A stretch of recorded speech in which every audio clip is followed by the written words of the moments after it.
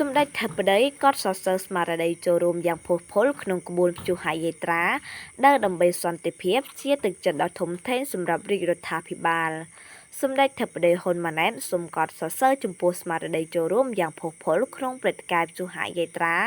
ដើរដើម្បីសន្តិភាពដែលនេះជាទឹកចិត្តដ៏ធំធេងសម្រាប់រាជរដ្ឋាភិបាលក្នុងការខិតខំស្វែងរកសន្តិភាពសម្រាប់ជាតិនិងប្រជាជនកម្ពុជាលើបណ្ដាញសង្គមផ្លូវការរបស់សម្ដេចធិបតីនាយករដ្ឋមន្ត្រីកាលពីថ្ងៃទី18ខែធ្នូបានបង្ហោះសារយ៉ាងដូចនេះថាកម្ពុជាត្រូវការសន្តិភាព Cambodia need peace មហាគ្រួសារកម្ពុជាមហានៃសាមគ្គីភាពស្មារតីតែមួយសម្លេងតែមួយបានស្រែកឡើងដូចគ្នាគឺកម្ពុជាត្រូវការសន្តិភាពសូមភ្ញៀវជូនពិភពលោកពីបេះដូងដ៏បរិសុទ្ធនិងចេតនាដ៏ស្មោះស្ម័គ្របំផុតបើតាមបណ្ដាញសង្គមសម្ដេចធិបតីមហាកម្លាំងសាមគ្គីនៃប្រជាជនខ្មែរមកពីគ្រប់មជ្ឈដ្ឋានគ្រប់និន្នាការនយោបាយនិងសាសនាបានមកជួបជុំគ្នាក្រុមស្មារតីខ្មែរតែមួយដើម្បីព្យុហយាត្រាដើរដើម្បីសន្តិភាពរបស់មហាគ្រួសារខ្មែរបានចាប់ផ្ដើមចេញដំណើរពីបរិវេណផ្សាររាត្រីមាត់ទន្លេឆ្ពោះទៅកាន់សួនច្បារវិមានឯករាជ្យក្នុងបរិយាកាសពោពេញទៅដោយក្តីសង្ឃឹមក្តីជឿជាក់ស្មារតីសាមគ្គីភាពជាតិ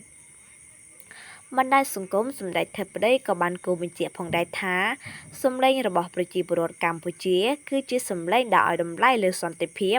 និងប្រាថ្នាការរួមរស់ដោយសន្តិសហវិជ្ជមានជាមួយគ្រប់ប្រជាជាតិទាំងអស់តាមរយៈការផ្ញើសារសន្តិភាពចេញពីបេះដូងប្រជាពលរដ្ឋខ្មែរ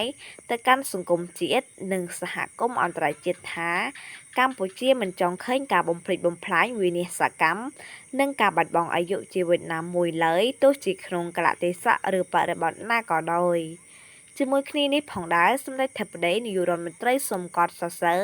និងថ្លែងអំណរគុណចំពោះស្មារតីចូលរួមយ៉ាងផុសផុលដែលនេះជាទឹកចិត្តដ៏ធំធេង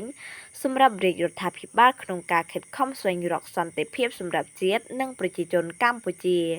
សូមអរគុណដល់សហភាពសហព័ន្ធយុវជនកម្ពុជា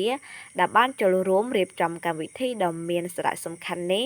ដើម្បីផ្ដល់ឱកាសឲ្យមហាគ្រួសារខ្មែរចូលរួមនិងសម្ដែងមតិក្នុងការចង់បានសន្តិភាព